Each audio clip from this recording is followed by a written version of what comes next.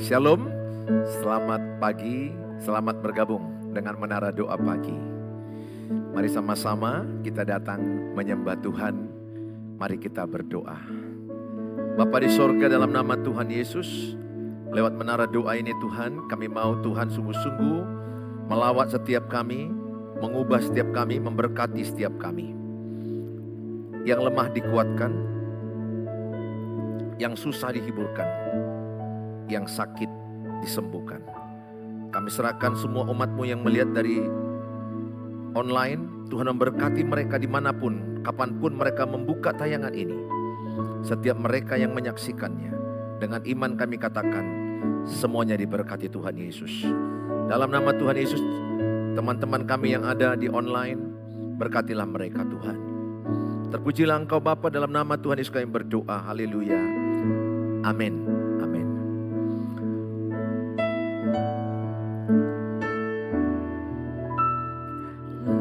Lebih dari segalanya,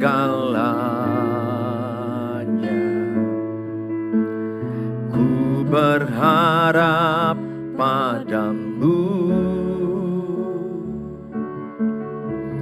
Lebih dari para penjaga,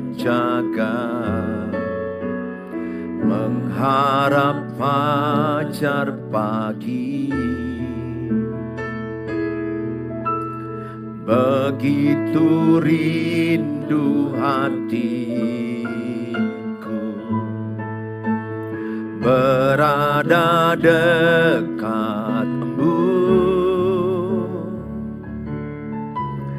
Alangkah dalam kasih-Mu memenuhi hidupku.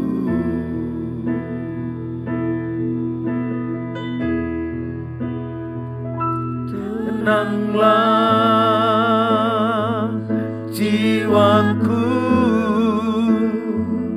dalam naungan sayap-Mu, menembus awan kelabu, pandang kemuliaan-Mu. Selalu ku rindu lekat dalam hati-Mu, mengikuti rencana-Mu. Yesus Tuhan Rajaku.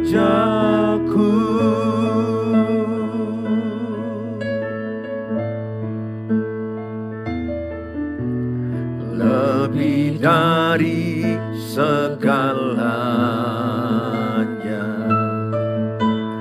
ku berharap padamu. Lebih dari para penjaga, mengharap fajar pagi. Begitu rindu hatiku berada dekat-Mu. Alangkah dalam kasih-Mu memenuhi hidupku.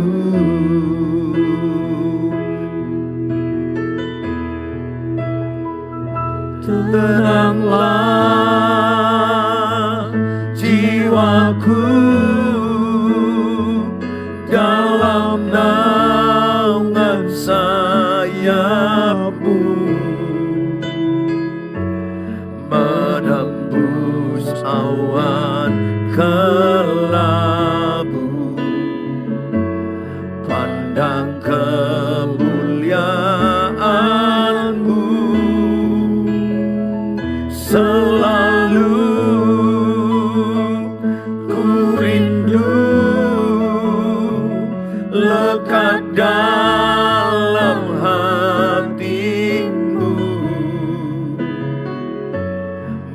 mengikuti rencana-Mu. Yesus Tuhan Rajaku, tenanglah jiwa kami, tenanglah jiwaku dalam naungan sayap-Mu, menembus awan kelabu, pandang kemuliaan-Mu. Selalu ku rindu, selalu ku rindu lekat dalam hati-Mu, mengikuti rencana-Mu, mengikuti rencana-Mu. Yesus Tuhan Rajaku, tenanglah jiwaku, tenanglah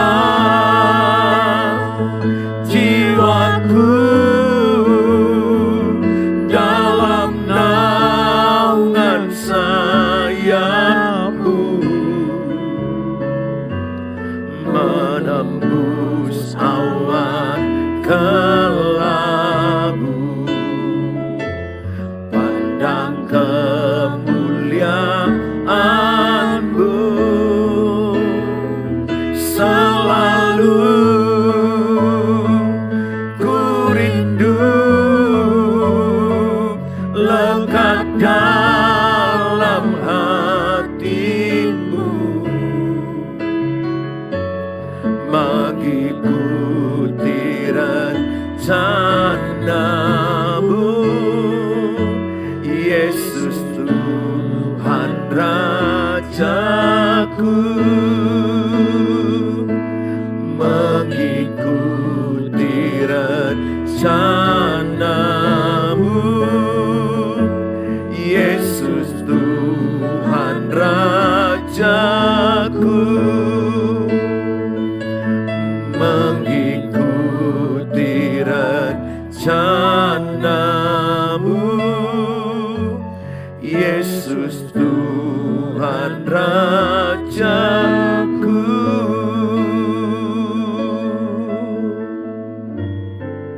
Percayalah, hanya dekat Tuhan kita tenang.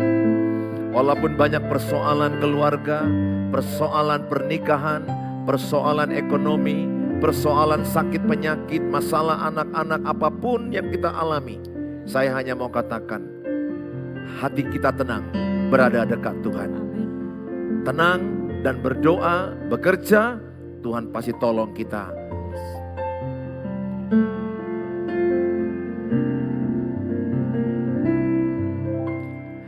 Hatiku tenang, berada dekat-Mu. Kaulah jawaban hidupku. Hatiku tenang, berada dekat-Mu. Kau yang pelihara hidupku. Pertolongan-Mu begitu ajaib. Kau telah memikat hatiku. Di saat aku tak sanggup lagi, di situ tangan-Mu bekerja. Pertolongan-Mu begitu ajaib. Kau telah memikat hatiku. Kini mataku tertuju padamu. Ku rasakan kasih-Mu Tuhan.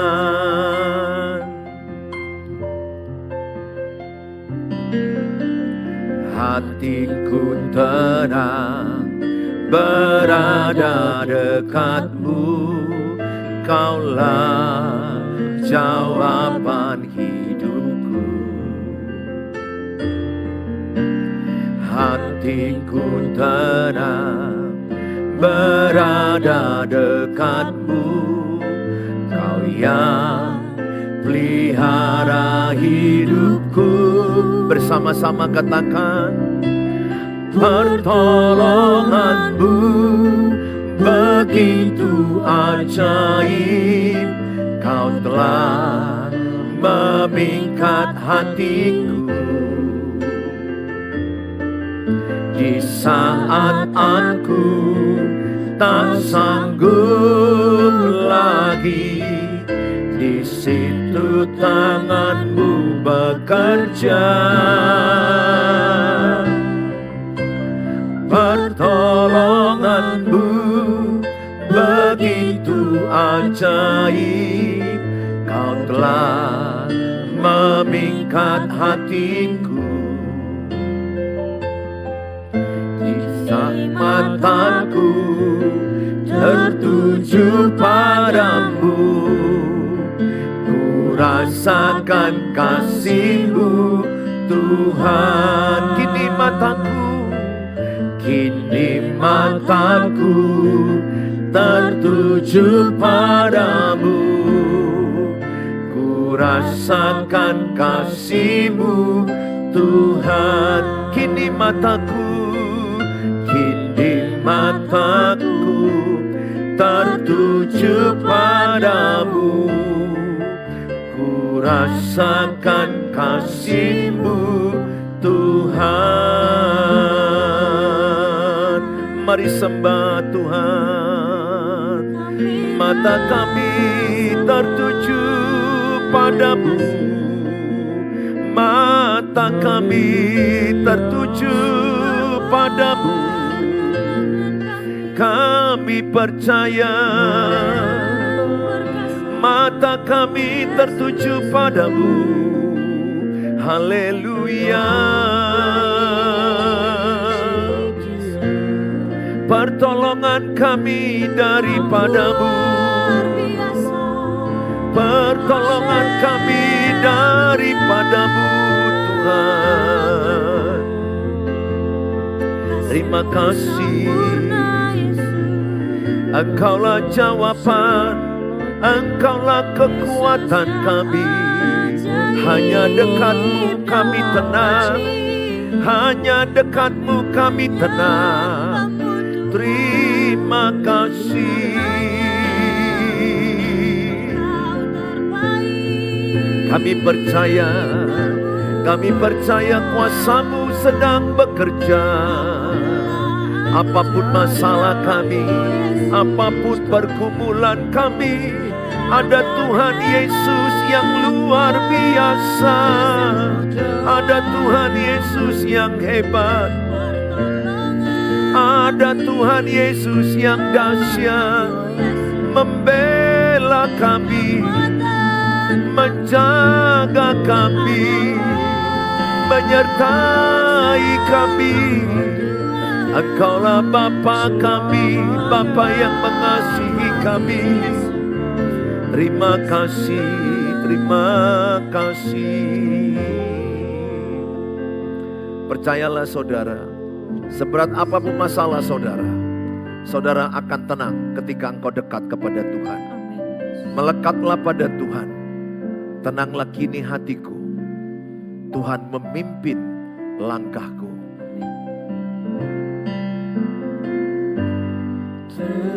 Tenanglah kini hatiku, Tuhan memimpin langkahku. Di tiap saat dan kerja, tetap ku rasa tangannya.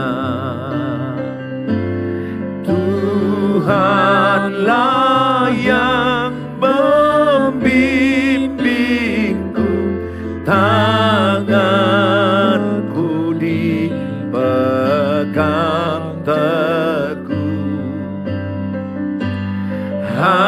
hatiku berserah penuh, tanganku dipegang teguh. Tenanglah hati kita Bapak Ibu. Tenanglah kini hatiku, Tuhan memimpin langkahku. Di tiap saat dan kerja tetap ku rasa tangannya.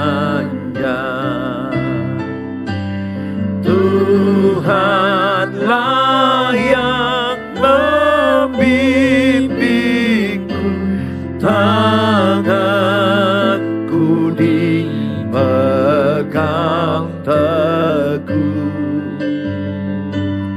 Hatiku berserah penuh, tanganku dipegang teguh. Tuhanlah yang membimbingku, tanganku dipegang teguh. Hatiku berserah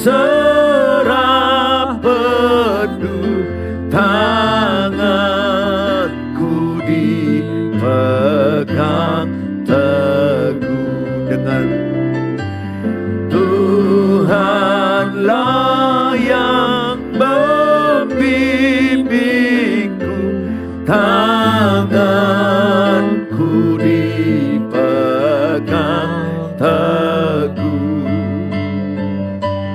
Hatiku berserah penuh, tanganku dipegang teguh.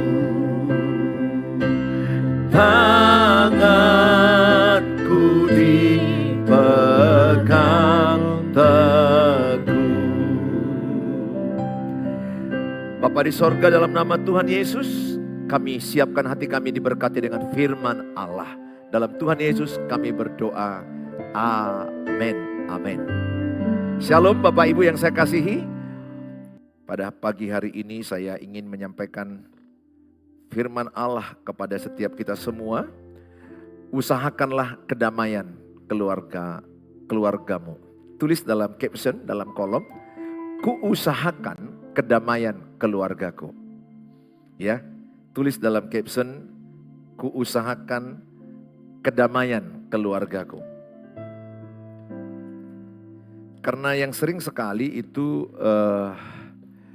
kita hanya berdoa, berharap Tuhan memberikan kedamaian dalam keluarga kita.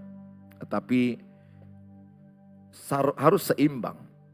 Tuhan adalah fokus utama kedamaian keluarga. Tetapi kita juga penting berusaha buat kedamaian keluarga kita. Sama seperti ini ibu, bapak, ibu-ibu ya. Terlebih kalau melihat piring berantakan, pasti berusaha bagaimana piring itu bersih, rapi. Demikian juga kalau melihat baju berantakan, berusaha bagaimana rapi. Kemudian melihat perabot di rumah berantakan, baru pindah katakan, maka kita berusaha bagaimana supaya rapi. Nah, tetapi sering sekali ketika kita melihat anak-anak berantakan, pernikahan berantakan, kita kurang usaha, kurang kuat usaha kita. Satu mungkin karena faktor kurangnya pengetahuan usaha apa itu. Sehingga banyak pernikahan itu stagnasi dalam menyelesaikan masalah-masalah dalam rumah tangga.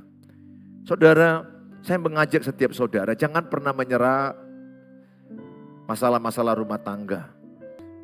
Saya juga jujur, keluarga saya itu pernikahan saya, anak-anak saya, pernikahan saya dengan istri pernah berantakan. Berantakannya ego sama ego, sombong dengan sombong, dan kami akhirnya menjadi bertengkar dan kemudian putus asa, frustrasi, dan mau bercerai. Dua-duanya kami meminta untuk bercerai.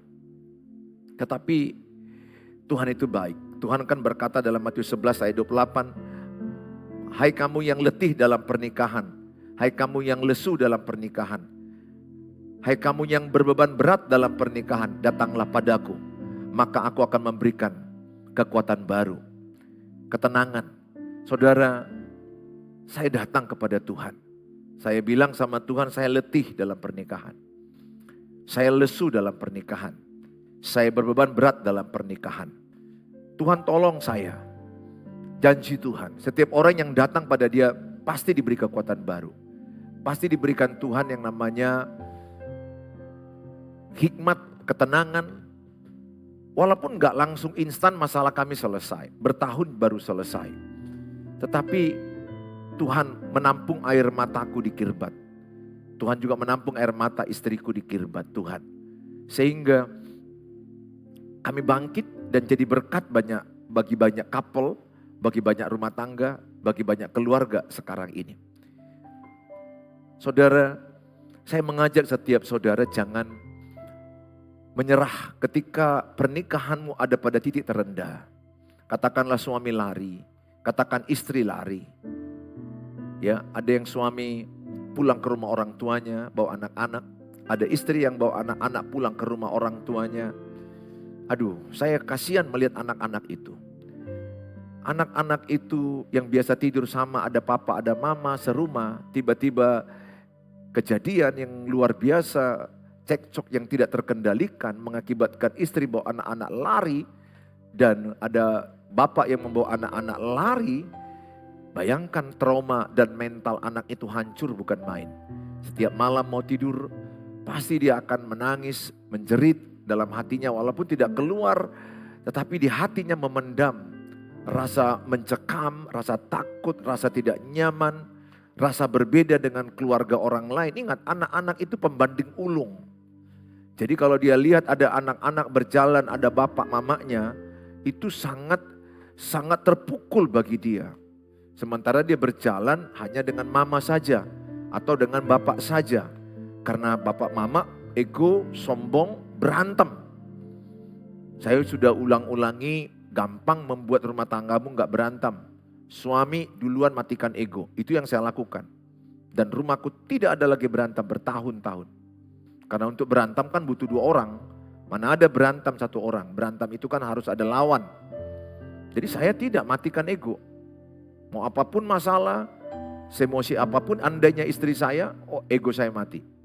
Saya tidak akan jawab dengan marah. Karena suami itu penstabil emosi istri. Ingat suami itu penstabil emosi istri. Ayah itu penstabil emosi anak-anaknya. Itu yang saya lakukan. Saya bertindak dan puji Tuhan bisa kami atasi. Dan sekarang sangat baik dan sekarang saya rasakan sangat sorga keluarga saya. Dan saya selalu merasa sedih kalau saya meninggalkan rumah. Ya bukan sedih amat banget, tetapi kalau sudah jauh-jauh berangkat, pulangnya lama, sesuatu yang tidak ku inginkan sekali. Yang saya inginkan sekali adalah ya saya di rumah melihat istri dan melihat anak-anak saya. Dan kami bisa bersendagura, tertawa, bercerita, berbagi kasih, menyemangati, berbagai ide yang keluar. Makanya kalau suami istri bersatu dengan anak-anak bersatu, ayah ibu dengan anak-anak bersatu, itu powerful. Dampaknya luar biasa. Bukan hanya kesehatan mental bagi anggota keluarga, tapi hikmat ide-ide yang luar biasa akan terjadi. Dan masa depan yang sangat penuh harapan, masa depan yang penuh damai, sejahtera. Benar sih, tidak instan, tidak langsung ya saya mengalami ini. Karena saya memang belajar khusus tentang keluarga di teologi ya. Saya belajar khusus tentang keluarga.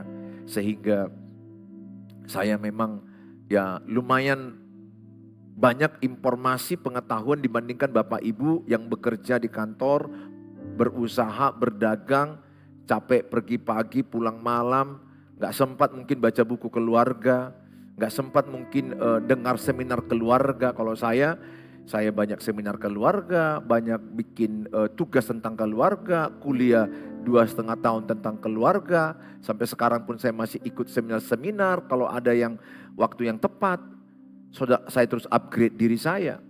Jadi saudara gunakanlah YouTube channel Suheri Gultom ini, berbagilah kepada banyak orang lain, kasihilah mereka, sharingkanlah YouTube ini kepada mereka, supaya menolong mereka jangan bertengkar terus. Mereka bisa tidak bertengkar. Saya percaya kalau saya bisa tidak bertengkar dengan istri saya, dengan anak-anak saya, keluarga saudara juga bisa. Saudara akan menikmati sorga sebelum saudara masuk sorga. Karena banyak orang sudah menikmati neraka sebelum masuk neraka. Maksudnya apa? Keluarganya ya berantem terus, cekcok terus. Ada yang lari, ada yang sporing, ada yang narkoba, ada yang alkohol, mabuk, karu-karuan. Saudara, saya hanya katakan, jangan menyerah dengan keluargamu. Jangan menyerah. Tadi tema kita, kuusahakan kedamaian keluargaku. Kuusahakan kedamaian keluargaku. Saudara, saya bacakan di Alkitab ya. Di dalam Alkitab dikatakan, Ibrani 12 ayat 14. Berusahalah hidup damai dengan semua orang. Dan kejarlah kekudusan, sebab tanpa kekudusan tidak seorang pun akan melihat Tuhan. Ayat ini dikatakan berusahalah hidup damai dengan semua orang. Jadi kitab Ibrani ini mengajak kita, usahamu apa gitu loh. Apa usahamu untuk damai suami istri? Saya sudah terangkan Yakobus 3 ayat 16. Kenapa adanya pertengkaran suami istri? Pertama karena egois. Kedua karena kesombongan. Ketiga, iblis menginginkan pertengkaran suami istri. Oleh karena itu, usaha saya apa? Saya matikan egois saya. Saya injak-injak egois saya. Saya matikan kesombongan saya. Saya injak-injak kesombongan saya. Orang yang rendah hati tidak akan mungkin mau bertengkar. Walaupun dipancing. Bukankah kadang-kadang pasangan kita mancing emosi? Saya memancing istri saya. Kadang istri saya memancing saya untuk naik ke puncak untuk berbagai emosi dan marah. Meledak-ledak. Ada orang yang sampai tidak terkendali tangannya memukul istrinya. Ada istri juga yang sudah tidak terkendali juga memukul suaminya dengan berbagai alasan. Usahamu yang pertama, matikan egoismu. Sama-sama tulis dalam kolom, saya matikan egoisku. Itu usahamu. Bagaimana Pak Pendeta cara matikan egois? Bisa. Dengan kuasa Roh Kudus yang menolong engkau, Roh Allah yang ada padamu lebih besar dari masalahmu. Yang penting engkau sama mengambil keputusan, aku mau mati egois Tuhan. Itu yang saya lakukan. Sejak saya matikan egois, saya matikan kesombongan. Yang kedua, matikan kesombongan. Matikan kesombongan. Dengan doa, katakan Tuhan aku mau rendah hati. Seperti engkau berkata, belajarlah kepadaku sebab aku rendah hati dan lemah lembut. Orang yang rendah hati tidak mau bertengkar. Orang yang rendah hati tidak mau ribut. Apalagi engkau belajar lemah lembut. Kan Tuhan bilang, belajarlah kepadaku sebab aku rendah hati dan lemah lembut. Amsal 13 ayat 10. Keangkuhan awal dari pertengkaran. Jadi bisa dikatakan orang yang bertengkar itu orang angkuh. Untuk apa kita bertengkar dengan istri kita yang adalah sekutu kita? Mungkin istri kita berbuat salah. Katakanlah istri kita gak stabil emosinya. Bukankah suami itu menstabilkan emosi istri? Nah kalau suami yang tidak stabil, istri menjadi penstabil emosi suami. Walaupun terbalik sudah. Tapi itu bisa terjadi. Ada juga anak yang dipakai menstabilkan emosi papa mamanya. Ini yang lagi saya tangani, papa mama berantem habis. Anak-anaknya menjadi penstabil emosi papa mamanya. Anaknya yang bilang, udahlah pak, udah lama, ngalah lama, ngalah lah pak, lihat kami, Kami udah capek Pak, Mak melihat kalian bertengkar. Kasihanilah masa kami ini, masa kecil kami ini, masa remaja kami ini. Banyak anak-anak yang bermohon kepada papa mamanya, jangan bertengkar. Dulu anak saya begitu. Sudah lama anak saya yang paling kecil, dia nangis. Dan dia bermohon kepada saya, kepada mama juga, mamanya. Satu aja permintaanku, jangan lagi kalian bertengkar. Sejak dia bilang begitu, dia nangis. Kulihat wajahnya keletihan melihat kami bertengkar. Wow, saya peluk dan saya imani, saya matikan egois saya matikan kesombongan saya declare sama Tuhan. Sampai engkau datang Tuhan, ini janjiku. Aku tidak akan pernah melawan istriku. Dan tidak akan pernah melawan anak-anakku. Aku percaya, sejak itu saya rasakan damai sejahtera di keluargaku. Bayangkan itu hanya awalnya saya memulai mematikan egois. Nah sekarang istri saya juga belajar mematikan egois. Tidak sama tahap-tahapnya, tetapi kami sama-sama belajar. Anak-anak kami juga belajar matikan egois. Sehingga kami belajar menghormati kalau orang berbicara sampai siap, tidak motong-motong. Saya belajar mendengar sampai selesai. Saudara yang saya kasihi, usahakan kerukunan keluargamu.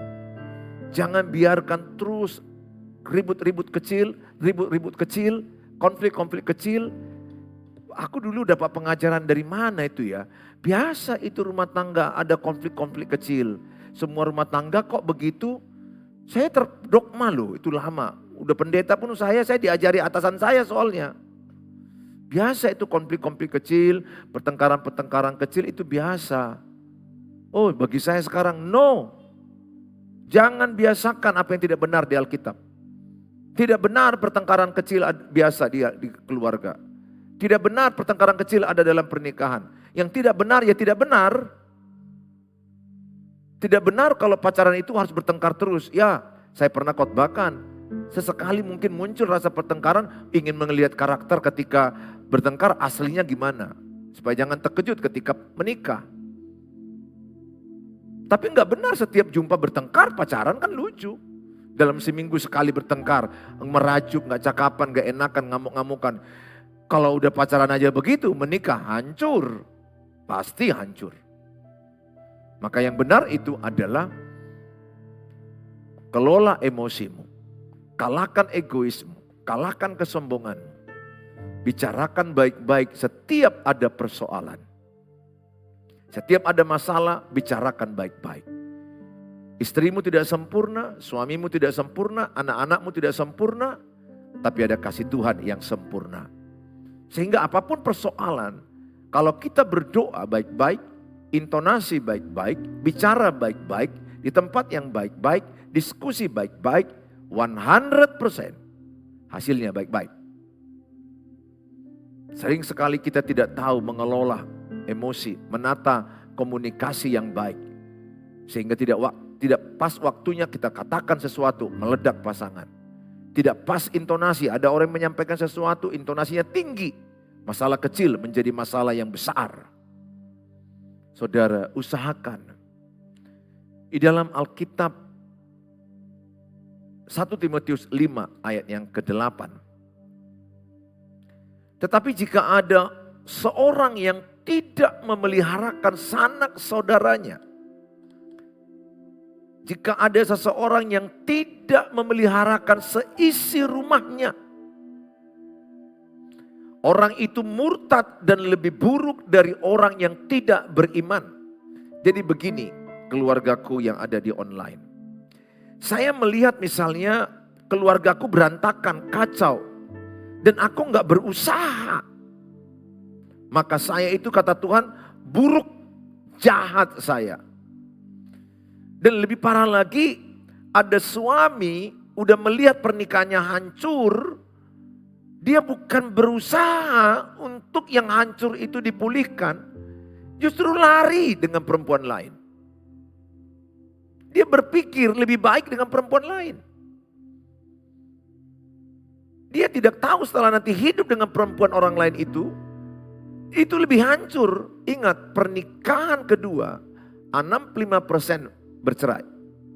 Pernikahan ketiga, 85% bercerai. Pernikahan keempat, lebih tinggi lagi. Jadi yang benar apa? Pertahankan pernikahan pertamamu itu. Kitab Maleakhi katakan, setialah engkau dengan pernikahanmu yang semula. Jangan ada berkhianat dalam pernikahan. Saudara, saya tidak tahu seberantakan apa pernikahanmu. Kalau saya lihat sekarang ini, baik maaf pendeta sekalipun, karena saya pernah pendeta, keluargaku berantakan. Dan saya melihat para pelayan gereja, pemain musik, saya melihat juga orang-orang yang aktif melayani di gereja, diaken, majelis, sintua, jemaat-jemaat yang kelihatannya baik-baik beribadah. Tapi ketika masuk ke dalam, banyak keluarga itu yang berantakan. Apa usaha kita? Kadang-kadang ada perasaan menyerah. Saya jujur pada waktu itu, ketika berantakan pernikahan saya ada rasa menyerah. Iblis itu yang dia mau. Supaya aku cerai, supaya aku bubar. Dan ingat, di luar sana lebih banyak menyaksikan kehancuranmu. Lebih suka membicarakan kehancuranmu. Lebih suka orang membicarakan kejatuhanmu. Lebih suka orang membicarakan negatif tentang dirimu. Namanya lah penggosip. Di mana-mana kan manusia ini bergosip. Di mana-mana. Enggak mudah mengalahkan dosa gosip. Aku harus jujur mengatakan tidak mudah. Manusia itu lebih cenderung membicarakan kejatuhan rumah tangga orang. Keburukan sifat orang. Kesalahan orang lain. Coba kita tahu, wah tetangga kita ada bercerai. Kita sibuk membicarakan, dia cerai, udah selingkuh. Wah sibuk. Di sosial media juga, di grup-grup WA. Perhatikan, kalau sudah grup WA mau membicarakan orang, keluar dari grup WA itu. Membicarakan orang untuk menolong, bagus. Membicarakan orang untuk kebaikan, bagus. Tapi saya mau katakan kepada saudara, di luar sana, banyak orang menunggu kehancuran. Tidak semua orang, tapi banyak orang menunggu kehancuranmu. Mengamati kehancuranmu. Itu yang dirasakan Daud. Banyak mata yang menginginkan kematiannya. Banyak mata yang menginginkan kehancuran kerajaannya. Banyak mata yang menginginkan rumah tangganya hancur. Bahkan, teman-teman dekatmu belum tentu tulus. Rahasiamu bisa sampaikan kepada orang lain. Kelemahanmu bisa sampaikan kepada orang lain. Maka benarlah firman berkata, hanya dekat Allah saja aku tenang. Teman dekatmu belum tentu setulus yang kau bayangkan. Di belakangmu, dia bisa bersifat menghajarmu. Hati-hati, manusia yang tidak dapat dipercaya. Manusia pada umumnya saya katakan tidak bisa kau pegang. Because the man is changed. Sebab manusia itu berubah. Yang tidak berubah itu hanya Tuhan Yesus. Maka datanglah kepada Tuhan Yesus. Ceritalah kepada Tuhan Yesus. Menangislah kepada Tuhan Yesus. Orang lebih suka melihat kehancuranmu daripada keberhasilanmu. Orang lebih suka membicarakan kejatuhanmu daripada pemulihan. Ketika jatuh, orang sibuk membicarakan. Ketika pulih, mereka tidak senang. Bahkan kurang percaya dengan pemulihanmu. Karena mereka toksik. Jauhi orang seperti itu. Dekati orang yang tulus, yang jujur, yang murni hati mengasihimu. Walaupun jumlah orangnya 2-3 orang, itu aja circle-mu. Jangan terlalu banyak-banyak grup WA atau grup-grup lain yang menyibukkan engkau. Saya berdoa, berjuang dan berusaha untuk membangun keluargamu. Jangan menyerah. Saudara, apa yang saudara usahakan? Nah, ciri-ciri keluarga yang kuat. Di sini saya buat 1, menikmati suasana keluarga. 2, memiliki komunikasi yang baik dalam keluarga. 3, keterbukaan dalam keluarga. 4, saling membangun dalam keluarga. Bapak Ibu, seberapa nikmat keluargamu? Yang pertama, saudara kan kalau memasak itu kan ada Ajinomoto, Royco, saudara buat tomat, garam, kan tujuannya supaya nikmat, ya. Maka kalau saudara hidangkan di meja, saudara makan, nikmat. Sayurnya nikmat, lauk pauknya nikmat. Saudara menikmati, jadi enak. Untuk makanan aja kita berusaha supaya nikmat. Ayo, apa usaha ibu? Apa usaha bapak? Dua-dua harus berusaha. Ikut anak-anak berusaha. Supaya nikmat keluargamu. Berusaha supaya keluargamu sorga. Berusaha. Tidak ada suara yang kuat-kuat, suara-suara menjerit, suara-suara berteriak. Masalah suruh tutup pintu aja pun berteriak. Masalah matikan lampu air pun berteriak. Masalah cuci piring pun berteriak. Nanti lama-lama rumahmu itu rumah Tarzan. Semuanya berteriak-teriak. Saya berdoa saudara, buat rumahmu itu nikmat. Suasananya, ventilasi udaranya, pencahayaannya. Untuk fisik rumah itu aja kita berjuang kan. Buat AC, air yang bagus, lampu yang terang, ventilasi udara, pencahayaan yang bagus, sirkulasi udara. Itu kan usaha untuk menikmati rumah. Tapi apalah semua itu artinya AC-mu yang banyak. Kalau yang ada ngamuk-ngamukan, marah-marahan, lari-larian, pukul-pukulan, teriak-teriakan. No, don't do it. Don't do it. Lebih bagus rumahmu sederhana. Seperti sopo-sopo. Bukan sopo godang ya, sopo godang besar. Sopo-sopo di sawah. Di sawah kan ada penjaga burung jangan hinggap. Atau jangan ada tikus, kan ada itu di sawah-sawah, itu namanya sopo. Tapi enak makan sama, ngomongnya ramah, situasi saling menyayangi, saling mensupport, saling membangun, ada komunikasi keterbukaan. Saya kembangkan itu sekarang. Makanya kalau kami untuk makan malam sama, makan siang sama kan karena kesibukan anak-anak sulit ya. Tapi ketika setiap ada waktu makan sama, doa sama, yang saya lakukan adalah ayo kita ngomong. Let's talk about your heart. Ayo kita bicara tentang hatimu. Saya ngomong gitu, bagaimana mah hatimu? Are you okay? Bagaimana anak-anakku, are you okay? Mereka nyaman mengomong, mereka nyaman bicara karena saya nggak potong. Kalau anak-anakku ngomong, aku tidak potong. Kubiarkan dia siap. Saya ngomong, mereka juga tidak potong. Kan banyak keluarga, belum siap anak yang ngomong, potong. Belum siap ayah ngomong, potong. Akhirnya bapak mama potong-potongan. Bertengkar habis-habisan. Suasana kekeluargaan itu tidak dibangun instan, tidak. Saudara bisa beli keramik yang mewah, dinding marmer yang luar biasa, rumah AC yang sangat dingin.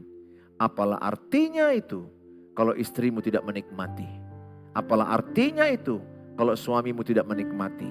Apalah artinya itu kalau anak-anakmu tidak merasakan nikmat keluargamu? Tidak merasakan at home. Kenapa dikatakan rumah itu at home? Karena suasana kekeluargaan yang indah. Kalau luar kan dikatakan building house. Membangun gedung luar itu building house. My house itu kan fisik. This is my home. I feel at home. Saya merasakan suasana rumah yang enak. Keluargaku adalah hartaku yang paling terindah. Itu ada lagunya kan? Apa lagunya itu Ode? Lagu sungguh indah keluarga yang saling mengasihi. Itu juga ada ya. Keluarga yang terindah, keluarga yang paling berharga adalah keluargaku. Lagu pujian itu sungguh sangat indah keluarga yang saling mengasihi, saling menyayangi. Saudara, saya mengajak setiap saudara berusahalah membuat rumah tanggamu nikmat. Nikmat. Bukan hanya kopi nikmat, bukan masakanmu nikmat, tapi berusaha. Caranya pertama bagaimana tadi saya katakan? Berdoa. Matikan ego dan kesombonganmu. Libatkan Tuhan. Kalau belum bisa semua keluarga, anggota keluarga berdoa, mulai dari yang bisa. Yang bisa menolong yang tidak bisa. Kan ada aja orang ketika diajak berdoa menghindar. Biasanya orang yang masih suka dosa itu gak mau berdoa, gak mau beribadah. Bukan sekadar sibuk ya, tapi biasanya karena masih mau duniawi, suka dosa, diajak doa dan ibadah itu menjauh. Karena gelap dengan terang payah ketemu. Tapi ketika dia mau bertobat, dia akan mau diajak berdoa. Jadi yang bisa aja, bela keluargamu dalam Tuhan. Yesua 24 ayat 15 dikatakan, tetapi aku dan seisi rumahku beribadah kepada Tuhan. Tuhan Yesus memberkati saudara. Berusahalah menikmati keluarga saudara. Bangunlah komunikasi yang baik dalam keluarga. Ada keterbukaan dalam keluarga. Dan saling membangunlah dalam keluarga. Tuhan Yesus memberkati saudara. Sarangeo. God bless you. Sampai ketemu di waktu yang akan datang. Saudara mau konseling dengan saya, tapi sudah penuh waktu saya. Tapi saya tetap berjuang sebisa saya. Di WA 0811 63 73 47. Chat aja dulu, saya pasti balas. Tuhan Yesus memberkati saudara. Kalau saudara rindu, saya share ayat-ayat saat teduh setiap hari. Firman Tuhan singkat, 1 ayat. Dan ada penjelasan sedikit. Saudara baca 1 menit, 2 menit selesai. Saudara kepingin dapat ayat-ayat firman Tuhan tiap pagi dari saya, tiap hari dari saya. Kirim nomor WA saudara ke saya 0811 63 73 47. Selamat berusaha membangun keluarga yang dinikmati. Tuhan Yesus berkati. Sampai ketemu di waktu yang akan datang.